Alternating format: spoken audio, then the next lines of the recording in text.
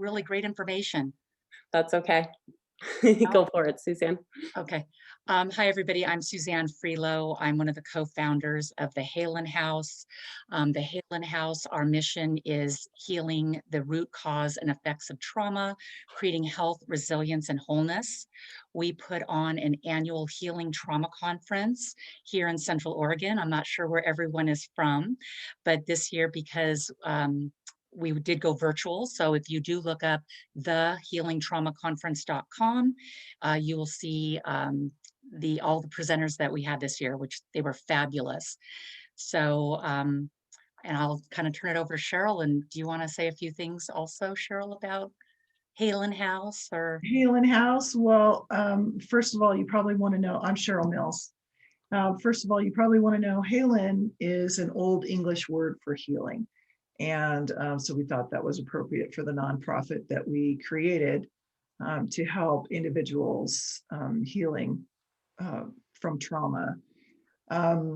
We know that it is something that affects everyone, and we all deal with it differently. So our main focus is to provide education, tools, resources, and support so that people can get the help they need locally, especially, at least right now, until we eventually get a little bit bigger. And I am also a mindfulness coach.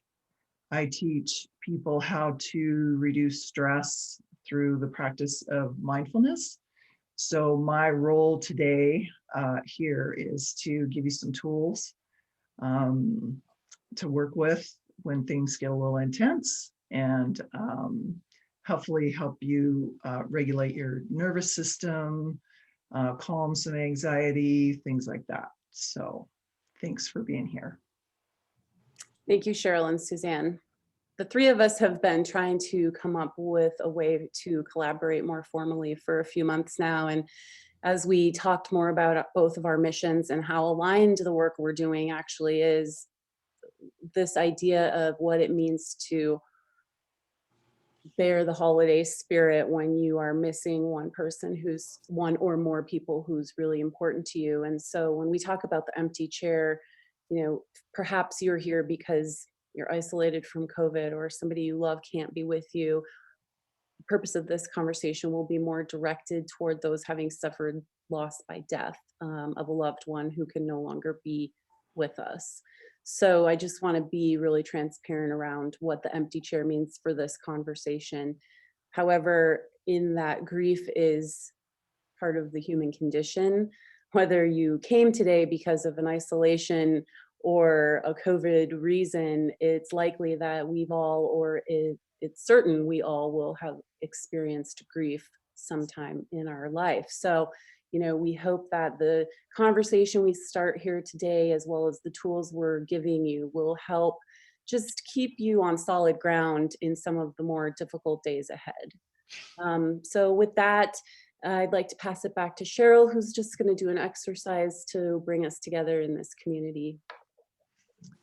So wherever you are, sitting in your chairs, make sure if you're sitting in a chair that the soles of your feet are flat on the floor.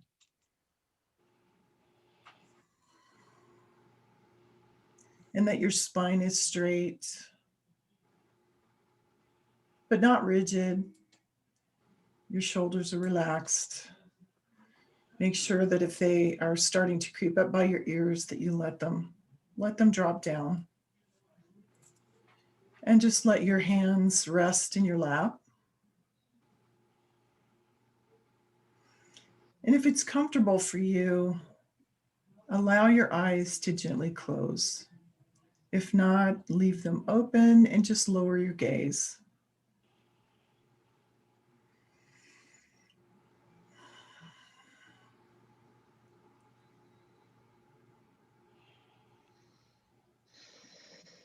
This is an opportunity for us to make a transition from the earlier part of our day into this group, this supportive group of individuals who have experienced some very similar pain and hurt.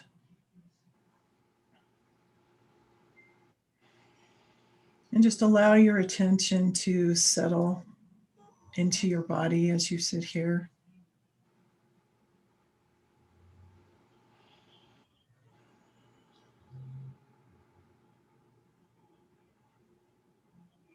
Noticing the points of contact that your body is making with the chair. So the seat in the chair, and the soles of the feet on the floor, becoming grounded and present. You may notice the hands touching either each other or your thighs.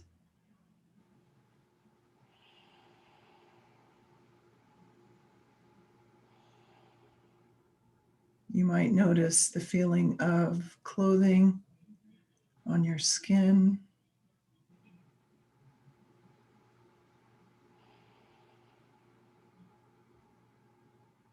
You may even notice the temperature in the room.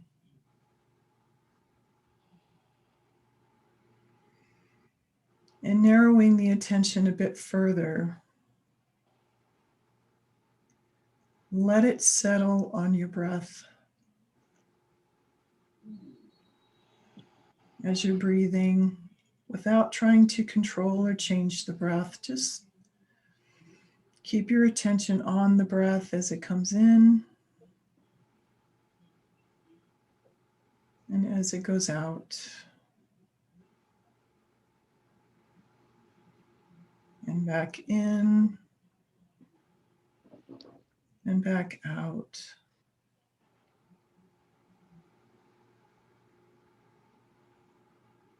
Feeling the breath in the body, the expansion and contraction of the chest and the belly.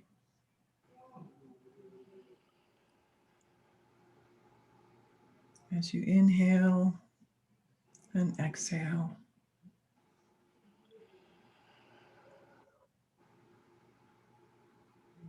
Allowing yourself some space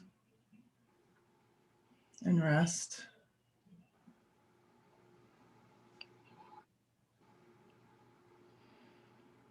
Just following the breath as best you can with your attention.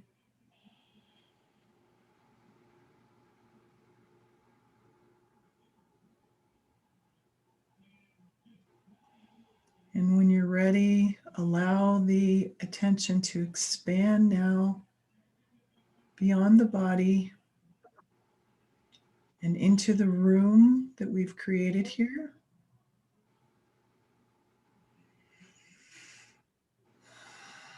And just noticing how you feel now. Thank you. Thank you, Cheryl. I think I should start out every workshop with that meditation because I was buzzing in my mind and in my body while we were getting ready today, and I automatically feel so much better and more prepared. Thank you. Great, you're welcome. I was sharing with Cheryl and Suzanne during our preparation that I once helped first graders and kinders do some social emotional learning, and the part that they clung to the most about the most simple mindfulness exercises were that they could take them wherever they went.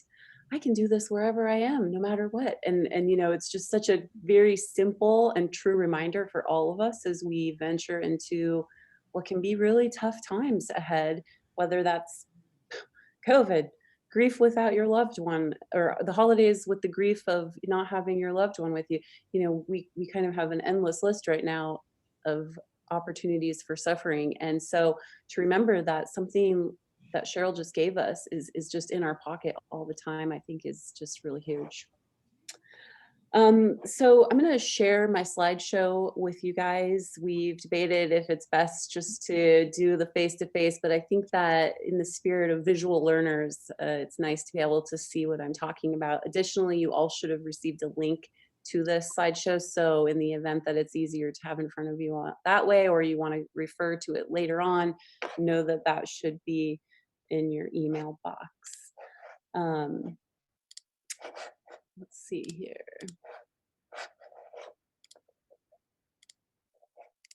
Sorry, guys.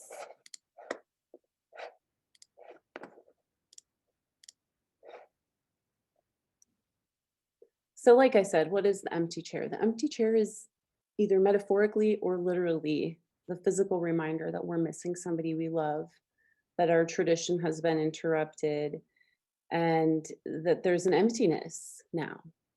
I'll never forget a family member with the best of intentions saying to me something like, we are struggling too with Marley's loss. And there was this rage that sort of bubbled up in me because I thought to myself, yeah, but you're not one less plate at the table every night.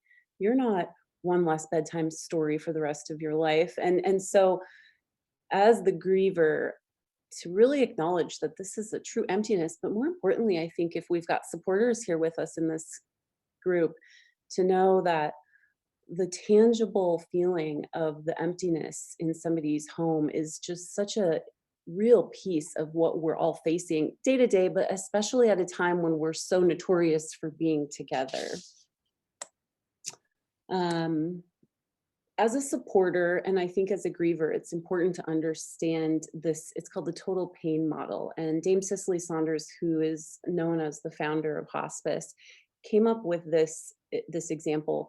And so for us to say that we were, quote, showing up at the bedside, we'll say, or to the couch, or to the front porch, wherever we might be supporting somebody who's in grief, the extent that we are comfortable as a supporter with our own loss, experience, fears, angst, grief, is to the extent that we can provide meaningful support to the griever. And, I think that's very easily shown when we think about people who show up with a lot of placates, right? Get better, feel better. You can tell the people in your life, especially as the griever, who are really uncomfortable with grief, death, dying, etc., and they're not willing to sit with you in that. And then there's those who are really uncomfortable with it and show up anyway, which is meaningful. Nonetheless, what a challenge we all face as supporters to consider what we're showing up with. It contributes. What we show up with as the supporter, our pain and suffering, our discomfort, contributes to the overall suffering of the one we're supposed to support. So what does that mean?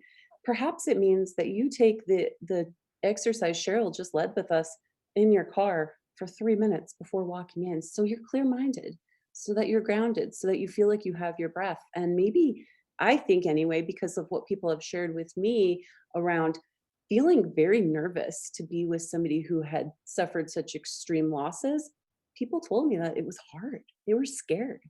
Am I going to say the right thing? Am I going to do the right thing?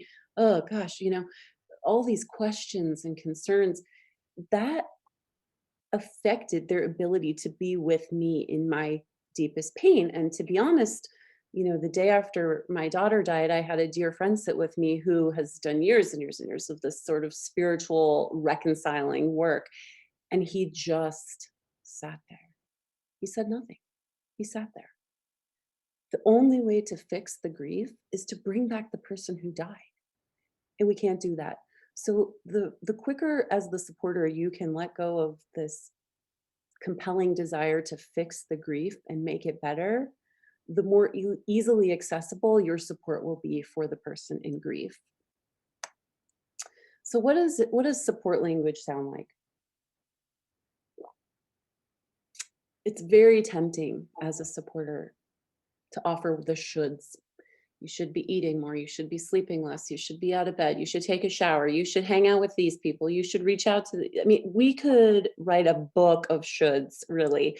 I can't even tell you how many shoulds that I've had to put up with in my life, and really basic things like you should eat more. I don't want to eat more, and I don't need you to tell me to eat more or eat less or whatever the story is. You should go for a walk. What would happen if we just eliminated this projection out of the conversation when we're trying to offer support? And as the griever, the own self story, the narrative that you've got going on. I should do this, I should do that, I should get up more, I should. What if you eliminated that from your vocabulary of your internal dialogue? What if you were able to say either, I want to take a shower, I want to have something to eat, I want to reach out to friends, or I wish I could reach out to friends, I wish I could get out of bed, I wish. So really being conscious of the language that you as the supporter are using, or you as the griever are using in your own dialogue, replacing should with I want to, or I wish I could, or I don't want to. That sounds terrible. No, thank you. Because part of the work we're going to talk about doing here today, as the griever especially, is being very clear with yourself on what you want to do, what you're willing to do. You, as the griever, are the expert on your life, your grief. You're the expert. So you get to decide what is best for you. And in our culture, we have really stifled people's willingness and ability to have a voice in their grief, because our culture is a very shove it through this 2 week cycle, or, bereavement days are 5 days. Unless you have to travel, then it's this many days. It doesn't work like that.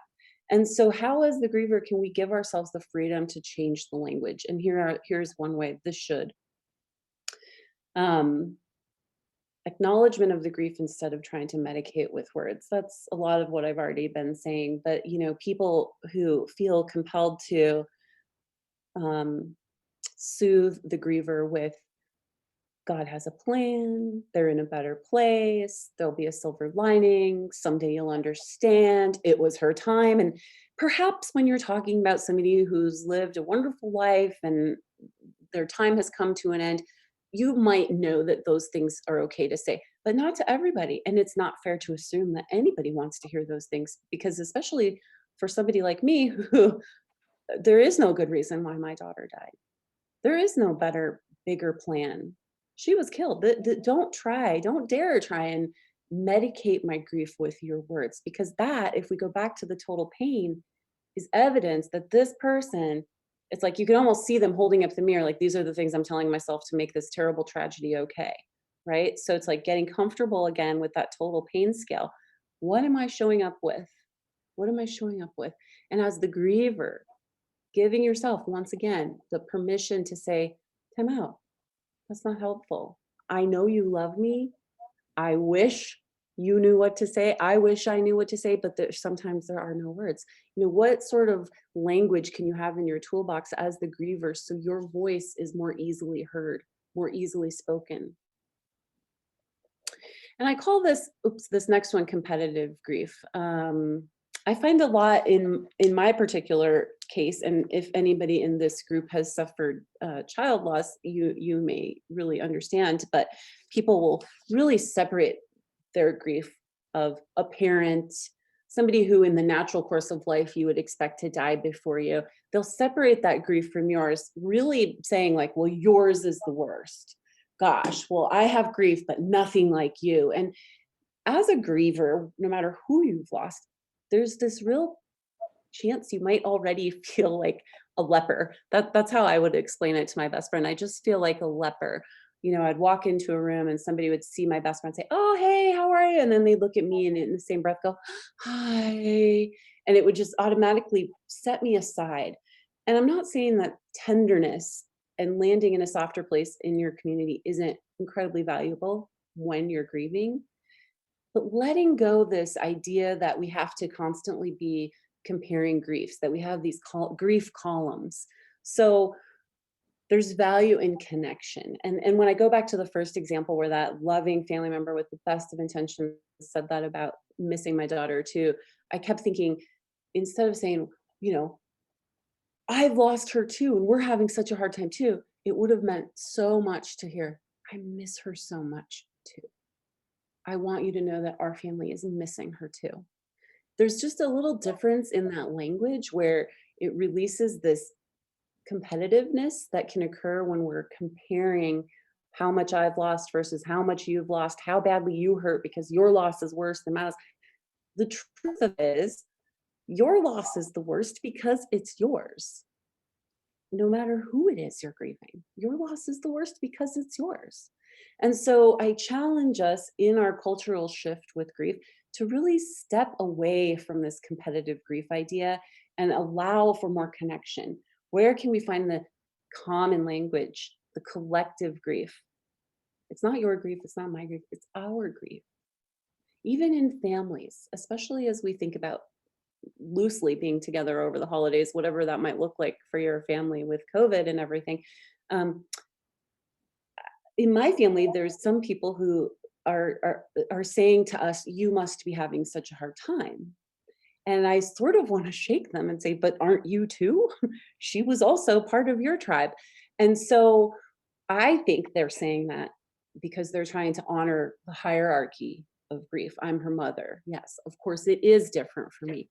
However, when we think about it's not your grief, it's not my grief, it's our grief, what would it sound like? How would it feel as the griever or the supporter to instead say, "My gosh, this is such a hard time"? See how we take away these columns, we take away these barriers to support when we are allowing for the collective experience versus the silos, your grief, my grief, it's different, it's not the same. It's like, no, where can we come together? And as the griever, like I said, our culture does a very good job of making us feel as grievers like we're supposed to move at a predictable pace, and that at week 2 you should be doing this, and at week 5 you should be doing this. I mean, 2 weeks after my daughter died, a very close family member said, "Sarah, are you making any progress?" And I was like, "Are you kidding?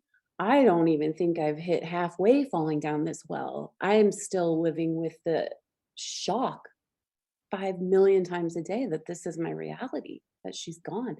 Am I making any progress?" Now, that is a well meaning person who loves me, who loves my daughter, and doesn't know what to say, right? So, as the griever, where can we once again find that voice to say, "My pace, I am the expert on my grief. I will move at my pace and not apologize for it." And it's not about making people feel badly for saying things that they meant out of love, but sort of came across, maybe not so good. It's about offering points of connection, offering opportunities for supportive interactions, collective grief. So, as the griever, starting with radical self compassion, I don't know how many times I've had people, friend in particular, say this to me: "Sarah, radical self compassion. It's okay that you're doing 3 things a day," which, by the way, I had a friend who lost a son, and when my daughter died, she obviously just came running to my side, and she said many times in the first few weeks especially, "You only have to do 3 things a day, Sarah. Eat something. Do only what you have to do, and get out of bed at least 1 time." And that felt reasonable and achievable for me because of my living child. I, of course, needed to do certain things to maintain our life. However, it required so much radical self-compassion to not be doing more. The shoulds, the story, the dialogue in my mind was, "I should be doing this, I should be doing that, I should," no, let's quiet the mind. Let's use the mindfulness. Let's practice radical self-compassion. And in that clarity, you may find, I know what works, I know what doesn't work. I know that a lot of people around makes me feel great and less lonely and less afraid. I know that a lot of people around drives me nuts and I can't even think straight and I want to scream at the top of my lungs. Knowing that, sharing that, absorbing that with all the self-compassion you can muster. The other piece that I think when you're grieving is really hard, and I think especially around the holidays, especially in COVID, is the difference between contemplation and isolation. So there is a part of grief that requires really diving in, going inward, being alone, using the mindfulness, spending time with your thoughts, yourself. And then there is the part of grief that is so tempting, which is to push people away. So as you go through, if you're the griever or watching somebody who's grieving, as you go through these next few weeks, months, really thinking about which lens you're seeing the world through. Is it contemplation? Is this person replenishing through their time alone or in stillness? Or is this isolation and that's actually depleting them, depleting you to push people away? So replenish, deplete, contemplation, isolation. They're two different things. And, you know, the statistics around couples surviving loss together are pretty grim.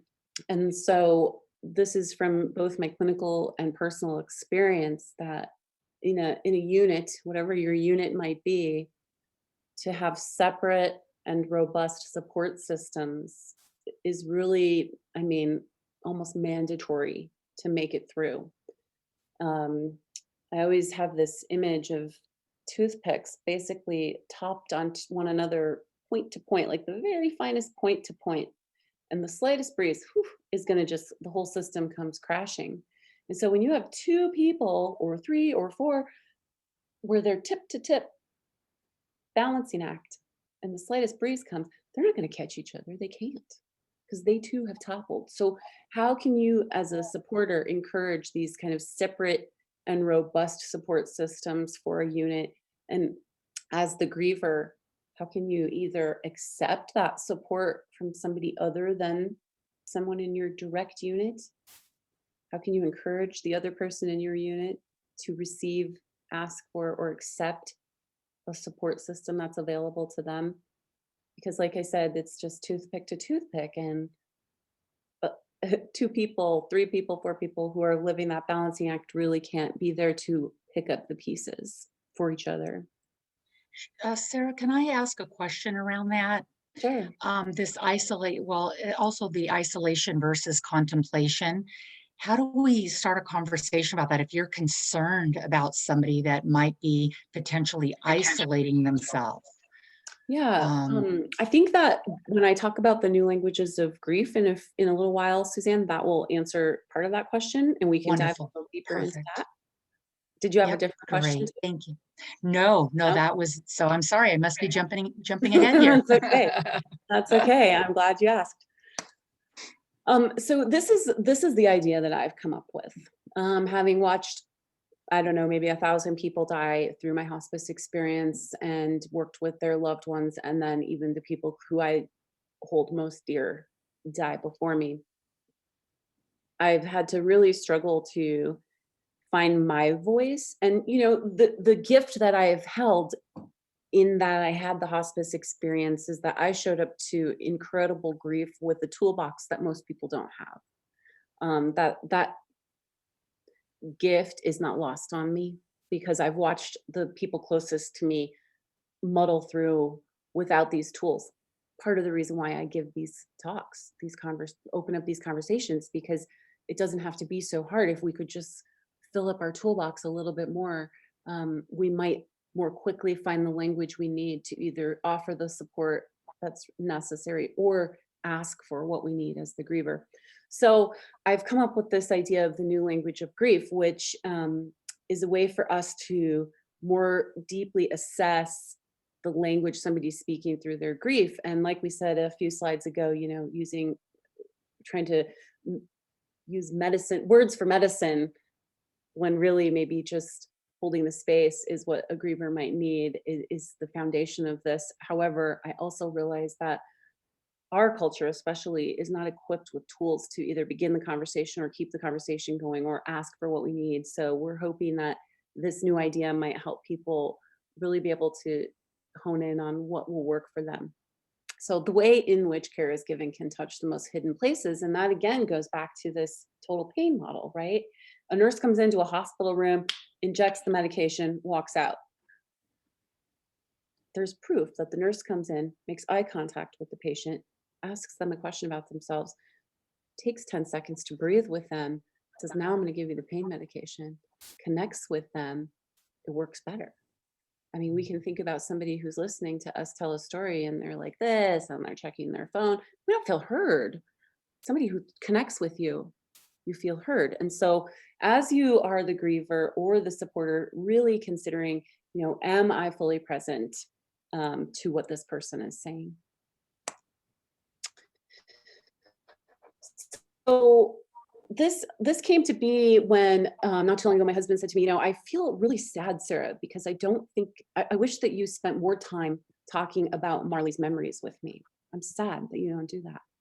And it was interesting because I had been kind of tossing around my own, I don't know if disappointment's the right word, but yearning for something more from him in talking about the fantasy of what she would be doing now. So she died right before her third birthday and she would be 7. We live right by a school. And so we get to watch all of her friends walk to school. And I can't help but always be picturing her right along with them with her backpack and a pink coat and pigtails or what, I'm constantly trying to conjure up what today would look like for her. He is talking about the memories. So that's where this idea for me came of we don't know how the other one is grieving. It's almost like I was thinking of the 7 love languages. Like if you know the person is a gifts of affirmation person, you can show them that love by giving them the gifts of affirmation. And so in that same sort of thread of having a more clear picture of what somebody needs or is experiencing in their grief, we can enhance our support. So one of those is memories. And a good question for that is, are you or the griever in your life using memories to integrate grief? I use the word integrate a lot. I have a hard time with heal or move on from. When I think heal, I think something returns to its original position. And with grief, that doesn't happen. You're forever changed. And so I talk a lot about integration or learn to live with instead of heal or move on. How do memories usually make you feel? And so when you're talking or when you're thinking about yourself or you're talking to a griever, really asking, how do memories usually make me feel? Because if you asked me, Sarah, how does, I'd be able to say, heartbroken, like I can't catch my breath. And you would be able to surmise then that that might not be the language of support for me. Finding connection in memories through sharing them. And that's my husband. His connection is talking about Marley, all the things she did. And don't get me wrong, of course, I love hearing stories about my daughter, but in my real deep kind of roll up your sleeves grief work, I don't spend a lot of time there because it hurts so badly. However, knowing that memories is one of his primary grief languages allows me to dip in to his work with him in a supportive way that for me has a different purpose than going there in my mind and kind of spiraling. And so in providing support through memories, you're using thoughtful language and questions to spend time in the memories and elicit memory talk. My favorite line of all for this is, tell me more. Tell me more. That's all you have to say. Tell me more. That's such an open-ended, lovely question to somebody who's drifting down memory lane in a way that's bringing them comfort in their grief or further integration or doing grief work through the memories. Tell me more. So here's the one that I would probably fall into quite often, which is, are you the imagining, the fantasy? Are you you or the griever in your life comforted in grief through the wonder of what would be? How does imagining make you feel? For me, you could say, Sarah, how does imagining make you feel? And I'd say, like I can picture her right now. Like I can really picture what it would be like to have her going to 2nd grade with her friends. Finding the connection and imaging with the griever. Again, tell me more. Well, her hair would be curly. She'd have a pink on this, her favorite sparkly shoes. I can hear her giggling with her friend. And using imagery to allow for imagining, dreaming, and you can incorporate art, meditation, all of those things sort of come back to this same language. And as I go through these, knowing too that we can bounce around. You can be one of each of these things every single day. But the point being that you have terms, you have language to put to it so that you as the supporter can offer the meaningful support, or you as the griever can receive meaningful support in that language at that moment. The afterlife. Clearly, this is a big and very important one. My mom, for example, really puts all of her grief work into the afterlife. There is such incredible comfort for her in knowing that they are together in heaven and life is really good for them. So are you or the griever comforted in your belief of an afterlife or heaven? Has eternal life been a common thread in conversation and comfort? And you would know this because anybody whose language is the afterlife will tell you about it because that's what they're banking on. That's the comfort that soothes their soul amidst their grief. Do you or the griever hear her say, I know he or she is in a better place? Providing support and connection through prayer, faith traditions, or rituals.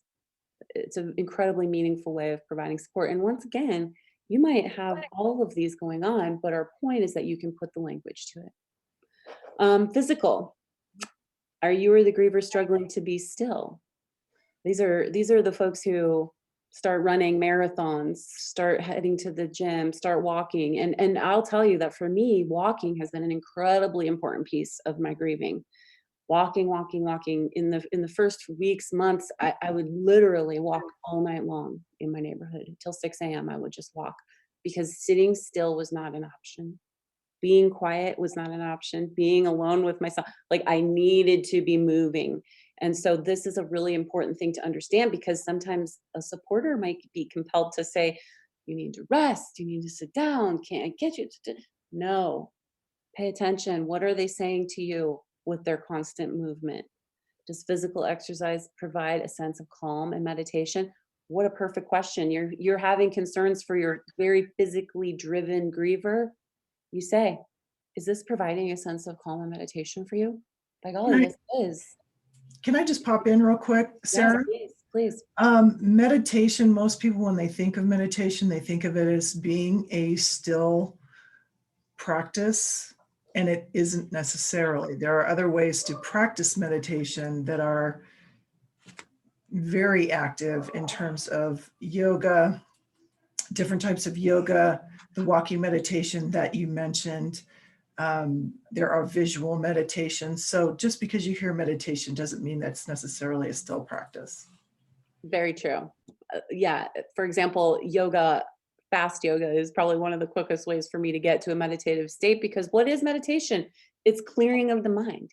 And so if you can only focus on the one thing in this moment, then you're meditating, and whether that be breath or movement, success, right? So let's see here. Contemplation. So this is going back to that contemplation versus isolation. Like I said, I think it's really important for grievers to have time to contemplate their new existence, their new life.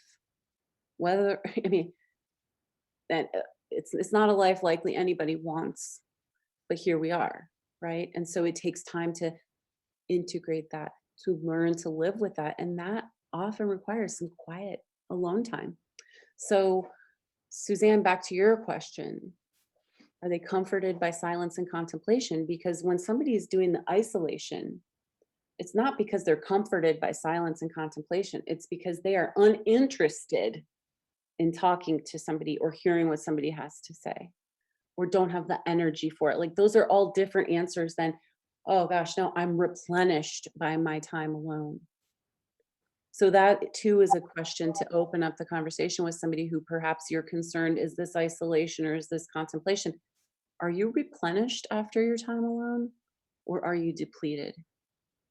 Do you feel less alone or more lonely after your time with yourself? Because a person in isolation, more time alone feeds the loneliness. They will feel more lonely most of the time. Where a person in contemplation will hopefully feel replenished, less lonely after contemplation. A good assessment is, how does the griever respond to stimulus? Now, if you're showing up as a supporter and they've got music going, lights on, the house is sort of chaotic, that's really valuable information. Now, if you show up and the lights are low, the music is off or very quiet, the house is not chaotic, again, really valuable information. This could be a time of contemplation. Asking the griever, how are you with stimulus? High, low, like it, don't like it? Asking yourself, what stimulus is comforting to me? What part of this life is bringing me comfort versus chaos or depletion? And then you offer connection and support through being still with somebody, limiting questions. It's tempting to fire information at somebody to fill the silence. It's hard to be with the quiet. But if you can know as the supporter or as the griever, I'm in contemplation. The kind of support I need right now is stillness, presence, no questions. Again, it's like these are just tools. We're already grievers, supporters, we're already doing this. But do we have the language to talk about what we need and how to offer the support? Supernatural. Are you or the griever comforted in signs sent by the deceased? For me, it's feathers, feathers, feathers, feathers. My daughter, now, whether or not Marley is coming down from heaven and placing feathers in my path is irrelevant. The meaningful part is that every time I see a feather, what am I thinking of? My sweet girl. That's the meaning.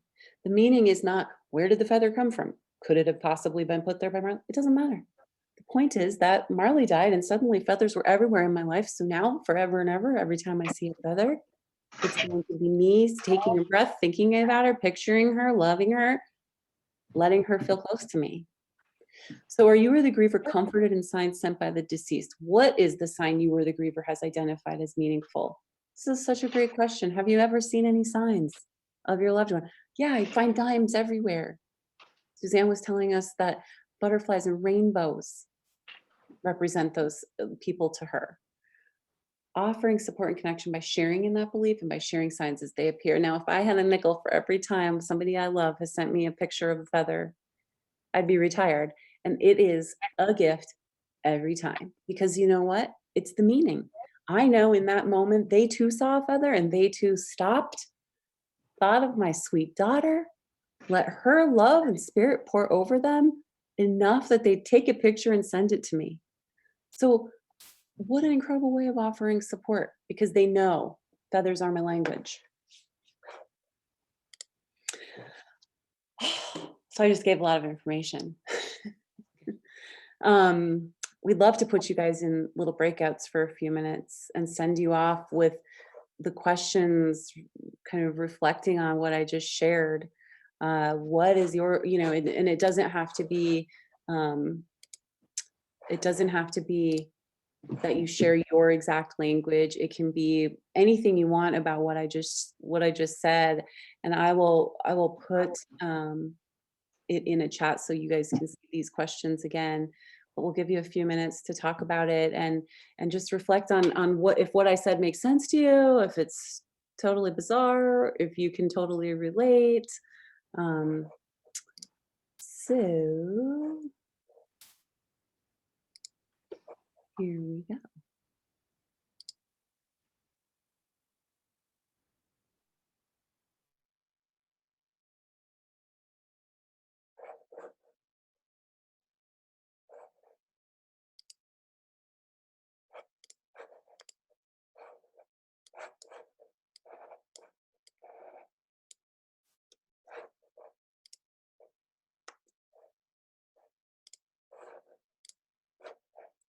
Hi, Natalie, are you there?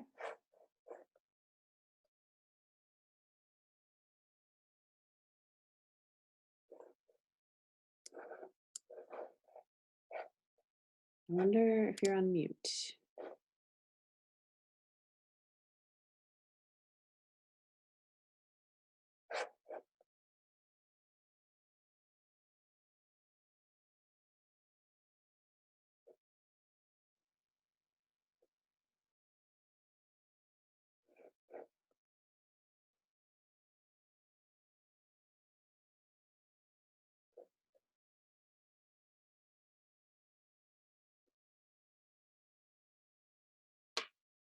Hey, Siri.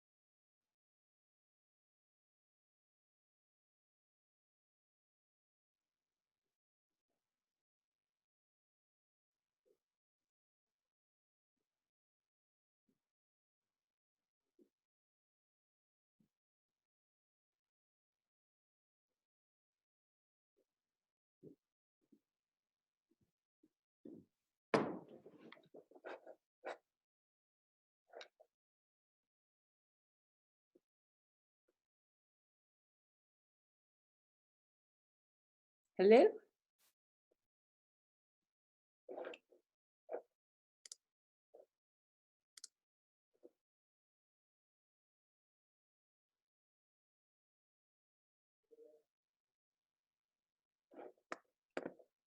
Cut everybody off, so left a little bit early. Well, welcome back. Thank you. Is there anything that's come Yeah, up I for you don't guys? see my group. You don't see your group? Yeah, they You must lost have, your group. maybe I left. I don't know. Here we go. Here we go. It's quite the learning curve we're all facing with the Zoom business, that's for Yes, sure. yes. That's why I'm By the so way, happy you're doing it. you're handling it. Because if it's not you, it's usually Cheryl, because I'm the technically challenged one. So I was very happy that you're I said the Wizard of Oz behind the scenes doing all that stuff. She Well, welcome. certainly is. She's doing a great job, Oh, Sarah. thank you. Sarah, you're doing Thank a you. wonderful job. Thank you. Any final thoughts or lingering conversation pieces that anybody'd like to share from their time in their group?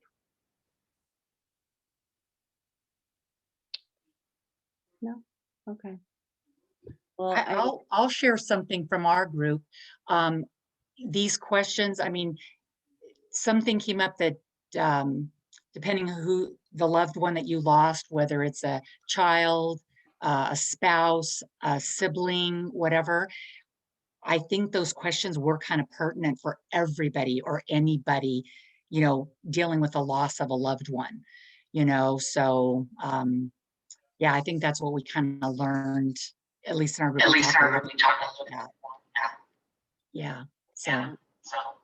I know in our group, we were just getting into the spouses grieving differently, and I couldn't wait to talk. And then boom, we had oh, 57 seconds. well, what would you like to, is there anything you could share with us? Well, when he was going through prostate cancer, right about the time he was getting very ill and passing away, and about January, we were grieving the same. He was crying all the time. He had these hormones that they were injecting in him, and we were right at the same level. And I miss that because now he's isolated, and I'm still reaching out. I'm doing all my grief work. I'm in 100 meetings and grief meetings, and I'm reading books. But it's at the 1 year mark coming up. And Would I'm you finding out that it's not getting easier. Wow. Can I ask who you lost? I lost a special needs adult son, I'm so sorry. and that was 30 years of 24-hour care. Wow. A big empty chair in your house right now. Mhm. Mhm. Yeah, so Thank you for sharing the meeting really enticed me about the holidays, because it's getting to the 1 year mark and it's holidays. Yeah. So I'll be very curious. Yeah, it's if you're involved with hospice, the Medicare guidelines say that each hospice has to follow in some way the family of the deceased patient for 13 months, Mhm. and that's Yeah. because first birthday, first Yeah. Christmas, first anniversary, all those things. It's just such an incredible marked day. I hate the word anniversary, actually, when Right. people reference the death of my daughter as the anniversary. I'm like, that's just too good of a word. For us, we call it a marked day. It's her marked day. And Mhm. it's just interesting how much my grief can be wrapped up in the language, Oh, yeah. how it's being delivered, what the story in my mind is, the words that we're using, because things like anniversary just sound too good. It's not an anniversary. Yeah. So thank you for sharing with us. Of course. And when I started working with Cheryl, who's a skilled and popular mindfulness coach in our community, I was really thinking about the times when a mindfulness pulled me from the depths, because I'm not sure about you guys, but when the grief wave hits, sometimes it's like, oh, mercy. I'm going down. I'm Mhm. going down.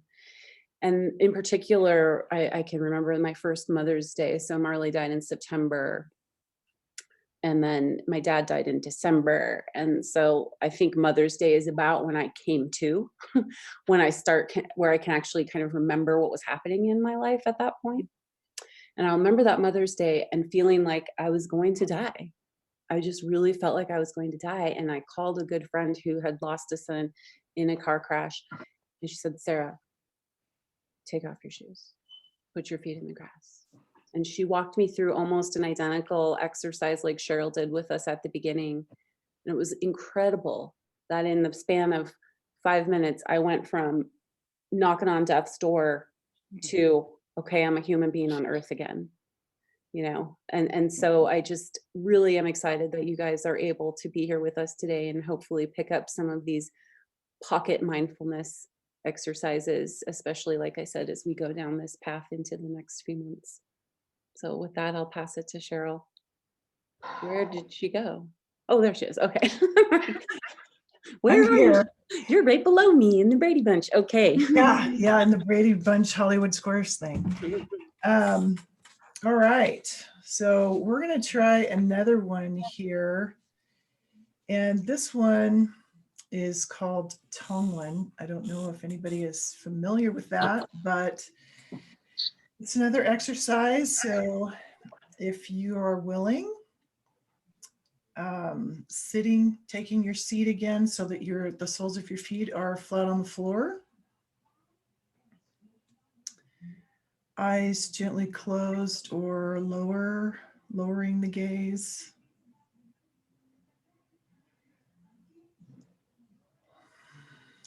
Feel the breath in the body.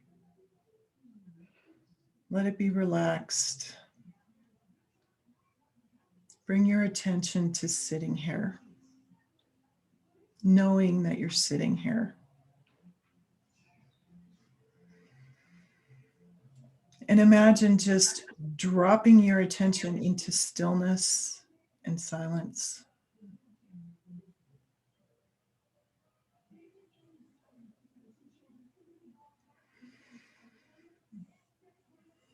And bear with me with these instructions. As you breathe in dark, heavy, and hot. And as you breathe out, breathe in dark, heavy, and hot. And breathe out white, light, and cool.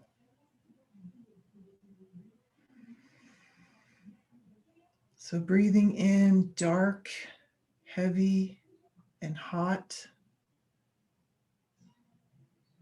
Breathing out white, light, and cool.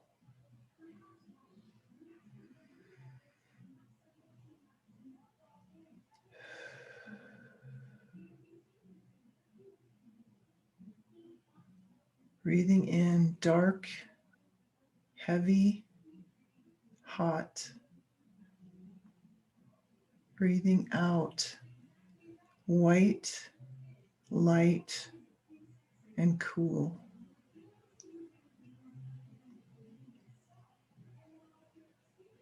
Working with these textures. Breathing in the dark, heavy, and hot through all the pores of your body. And breathe out white, light, and cool through all the pores of your body, 360 degrees.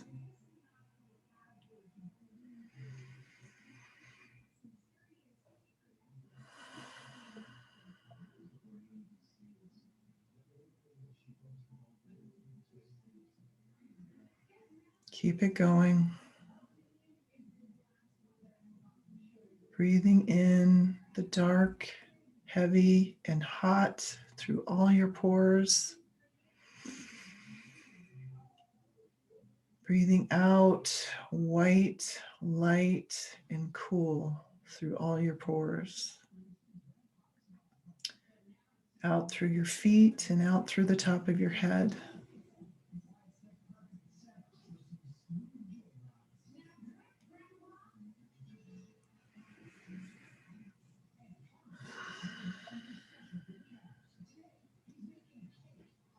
Now holding yourself and what you are feeling. Breathing in whatever it is you're feeling, the numbness, the pain, the anger, or the sorrow. Then breathe out the pleasant feelings of healing, peace, and ease, or whatever it is that might help you lighten your load.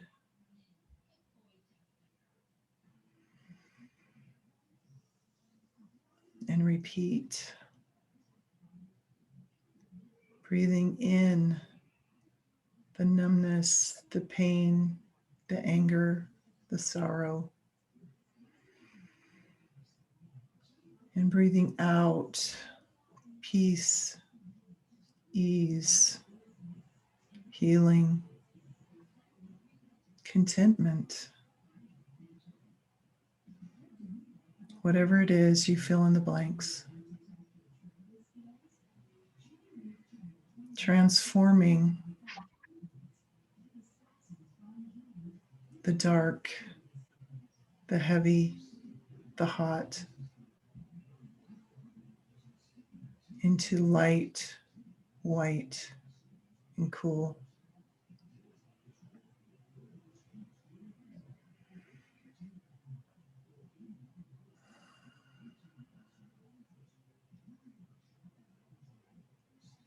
Continue breathing in the difficult feelings and breathing out their resolution.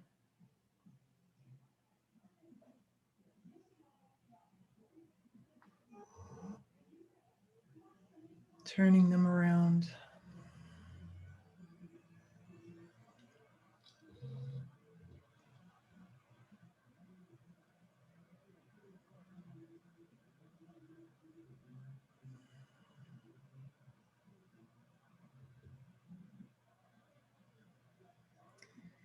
And knowing that there are millions of people throughout the world who are facing the empty chair this holiday season and feeling the way you are. They may be people you know or complete strangers. Breathe in their pain and loss and send out on the out breath spaciousness, peace, or understanding, or whatever you feel would be healing or lighten their load.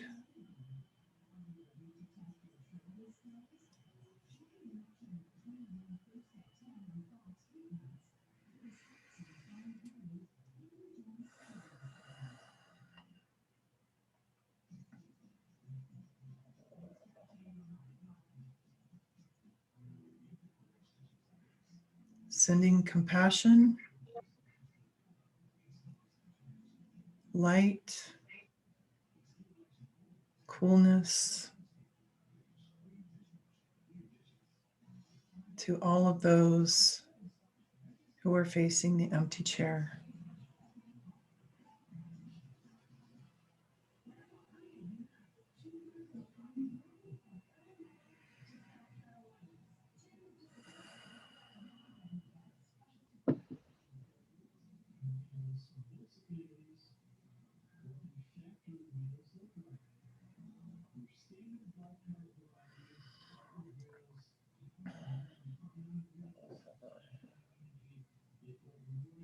Now bring your attention back to your normal breathing.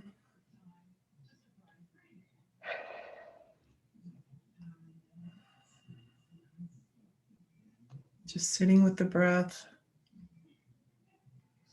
holding yourself in light and compassion.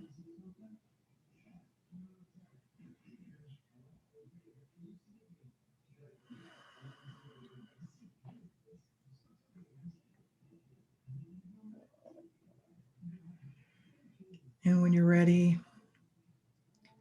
bringing the attention into the room and opening your eyes.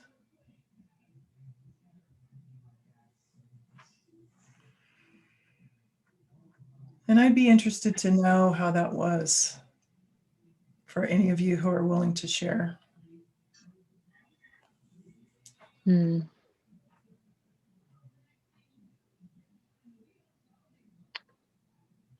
The part that I really liked, Cheryl, is that I tend to condense things in order to make them really quickly accessible, and breathe in heavy, exhale light is a really, tangible, quick point of access to a mind shift, right? Because that's what we're doing. We're interrupting the thought. We're replacing it with something that's bringing us together, calming us down. And so I really liked the breathe in the heavy, breathe out the light. Thank you. Great, you're welcome. Anyone else? Any? I just feel like a real sense of calmness after doing that. It does really settle me down and settle my thoughts down a little. Okay, great. Thank you. Mhm. I feel a sense of calmness too, very relaxing, very grounding. Thank you very much. No, you're welcome. I really like the notion that with my breathing, I can help others feel comforted. Yeah, thank you. Yeah, especially when you're coming from the grief perspective, in that grief can be so lonely. It's so easy to feel very alone. Mhm. And in a lot of ways, we are alone because we are the only one grieving the relationship we had with the person. So there's only one person who can do that, right?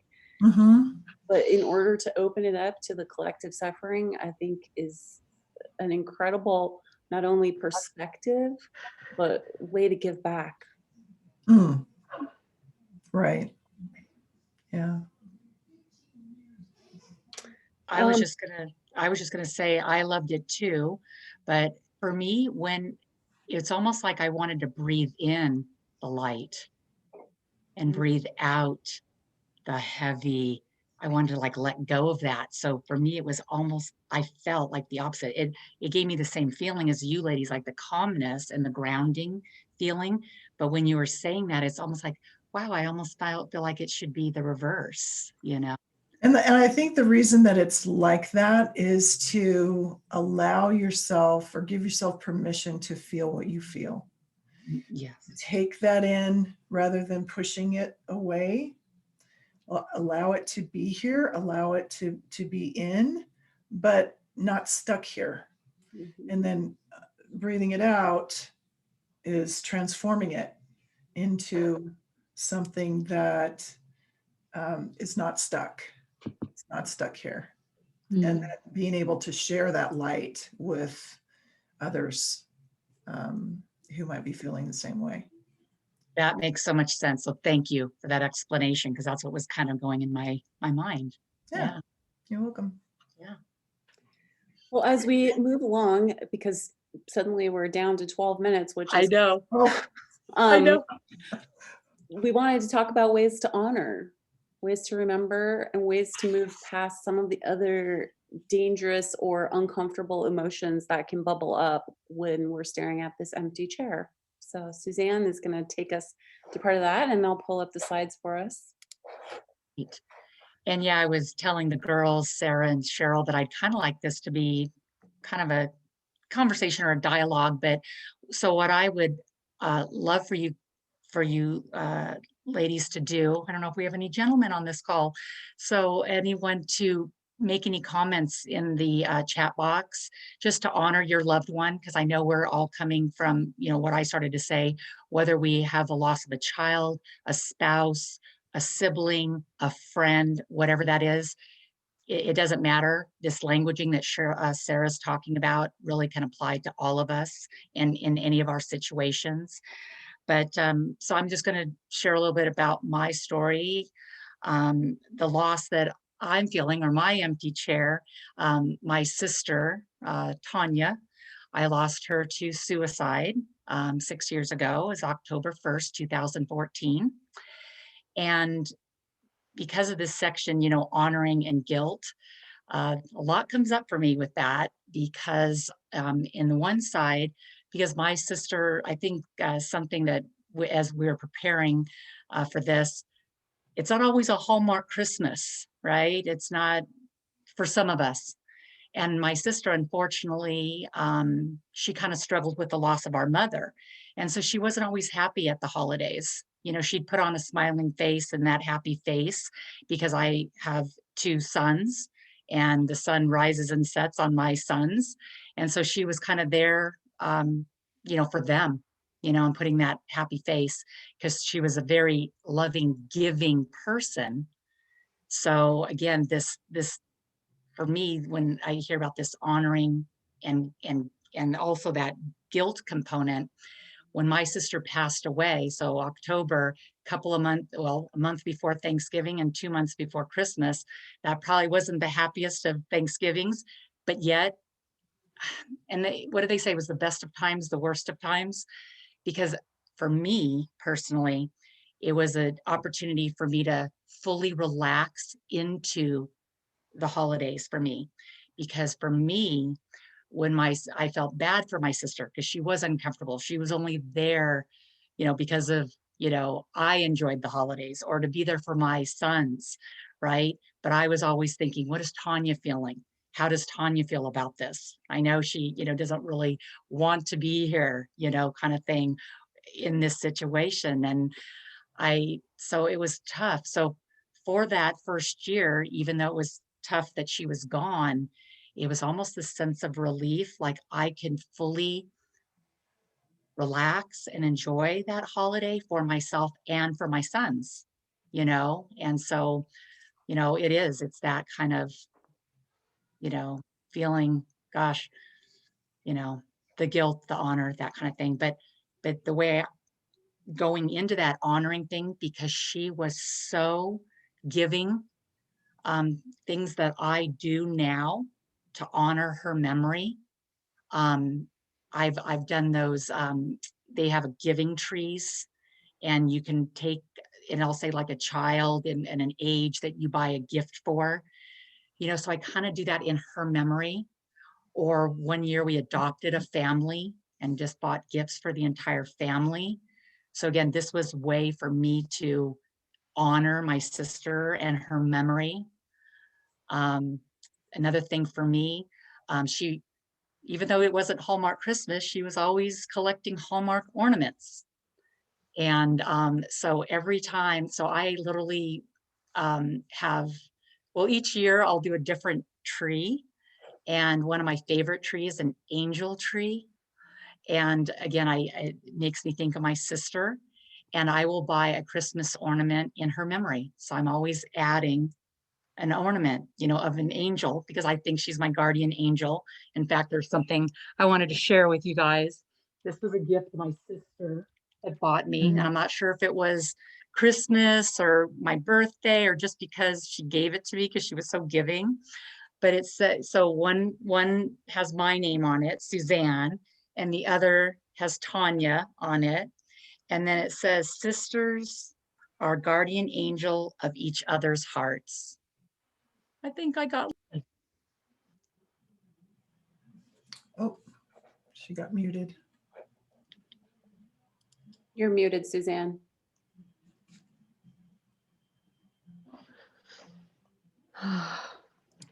Well, I've asked her to unmute yourself.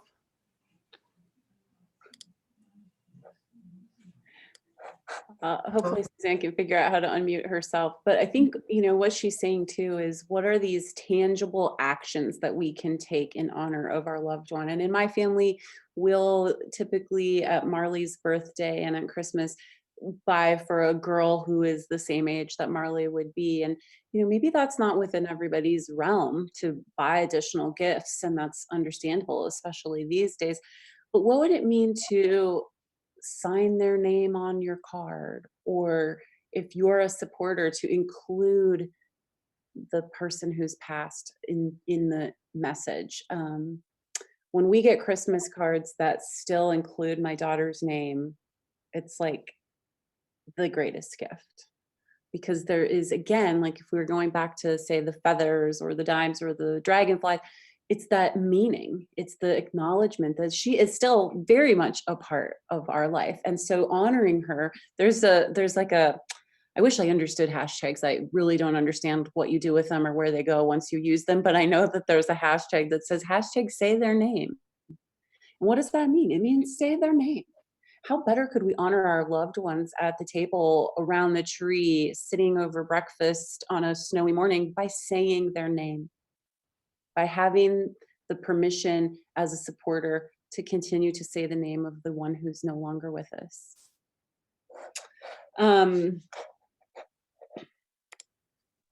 And kind of like what Suzanne was saying about Hallmark holidays, you know, what is your reality?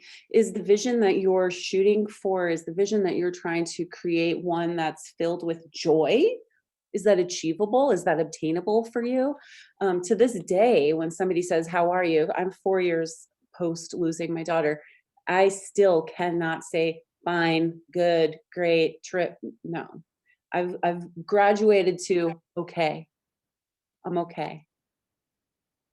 I'm all right.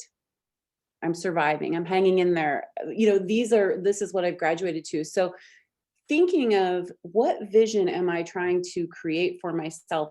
Is it reasonable? Is it obtainable?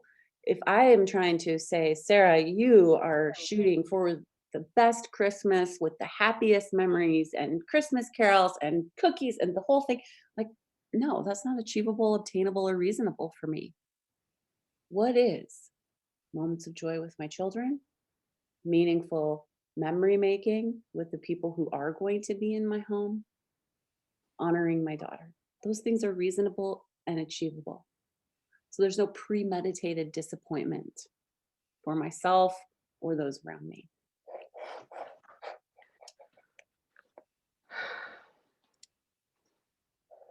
I thought this quote was a good one because in our culture, the way we handle grief, and I noticed on our breakout that there was some chatter about assisted living facilities and their inability to let people grieve. And boy, oh boy, you nailed it. That's exactly right. And that is systemic. That's in our whole culture. Moving on, get going. My gosh. I mean, I have one of my closest people say, I'm just tired of this version of you. I want the old one back. It's not happening, right? But the goal isn't to get rid of your negative thoughts, feelings, and life situations. That's impossible. The goal is to change our response to them. For me, what does that mean? It means learning to live with it. I'm not going to push it away so that I don't have to learn to live with it. I'm not also going to let it saturate me completely and define the rest of my days. Now, there's different parts of grief where that oversaturation of the shock and sadness is where you're at. And so again, radical self-compassion, but setting it up so that the response that you have to that saturation, to the tugs at your heart is evolving, that you're trying new things, that you're evolving in it. Now, does that mean that you're someday going to say, I'm terrific, this was the best day of my life? I don't know.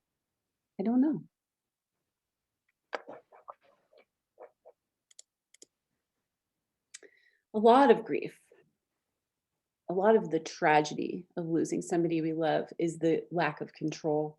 It's the in your face reminder that you are not in charge. That even for me, driving to a music festival on a Sunday morning with my kids in their dancing shoes is not a safe and reasonable thing to do, that I am still not in control doing such a simple thing. And we all have those stories, right? We're not in control. And I was reading the Pima Chodron book, When Things Fall Apart, and man, this just gave me goosebumps. Like, fear is a natural reaction to moving closer to the truth, right? And as we absorb, learn to live with, integrate the reality of our loss, there can be a lot of fear there. And so I challenge you to just sit with that. What does that mean to sit with that fear as you move closer to the truth of what life is now? This is long, and I know we're running out of time. So you guys all have this in your email. If you haven't read the book, When Things Fall Apart, It's an incredible resource. But this excerpt in and of itself is really on the nose as far as what it means to sit with the feeling of no control.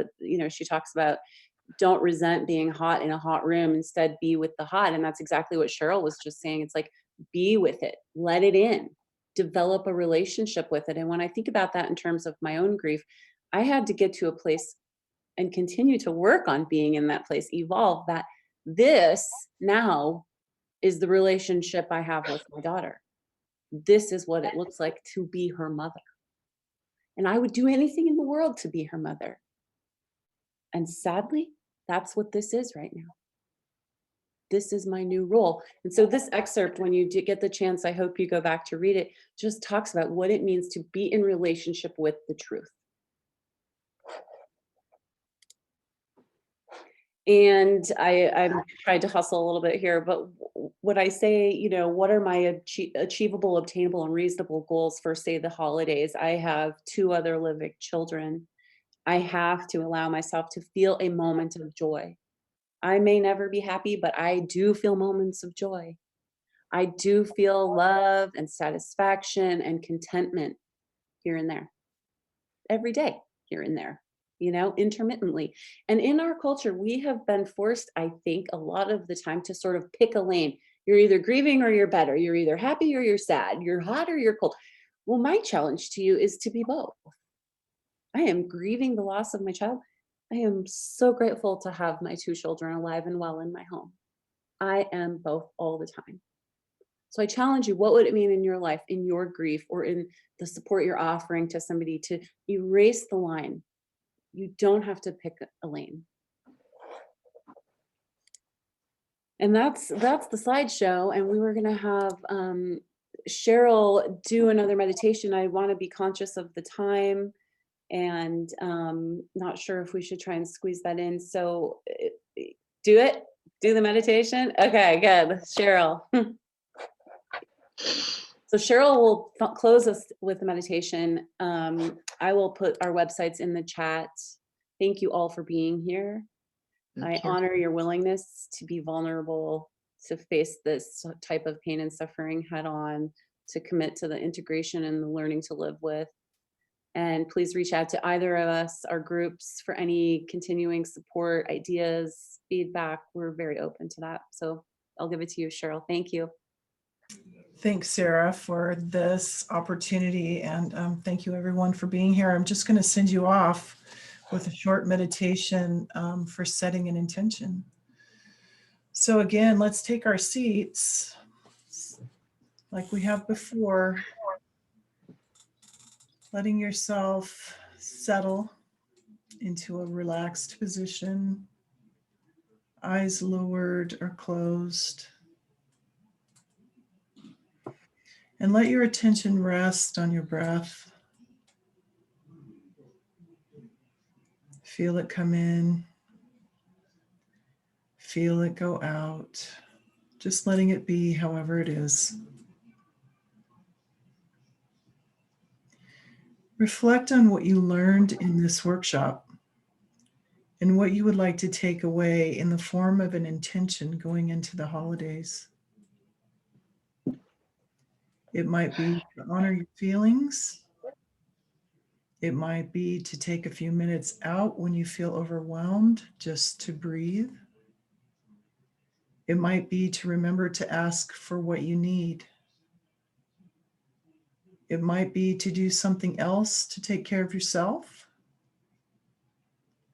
or something else. So just take a moment to reflect on maybe one intention for going through the holidays. And this isn't something that you get to beat yourself up for if you don't accomplish it. It's just something to aim for. Always with a sense of self-compassion. So I'm going to review those again. Honor your feelings. Take a few minutes out when you feel overwhelmed, just to breathe. Remember to ask for what you need. Do something else to take care of yourself. or something else.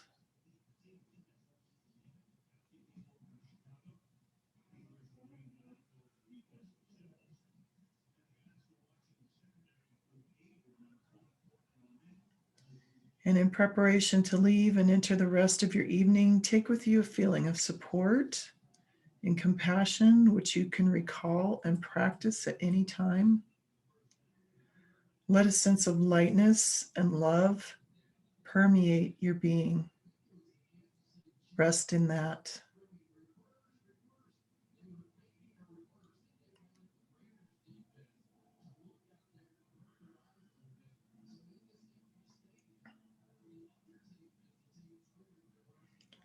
Gradually enlarge your awareness to encompass your body, this room, and your presence in it. And when you're ready, slowly open your eyes if they've been closed, or raise them and bring in the surroundings.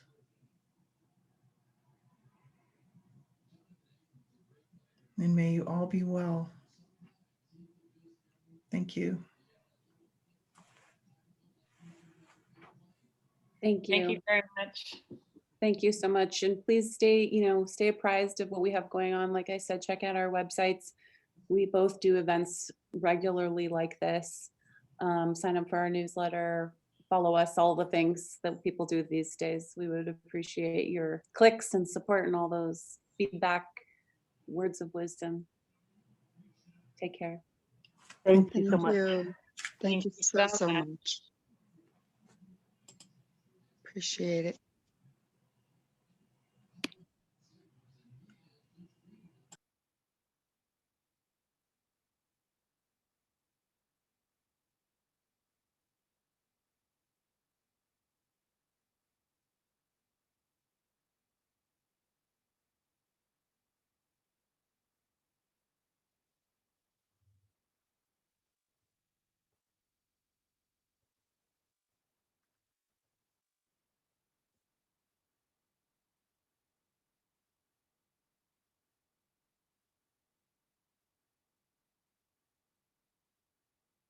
Hey,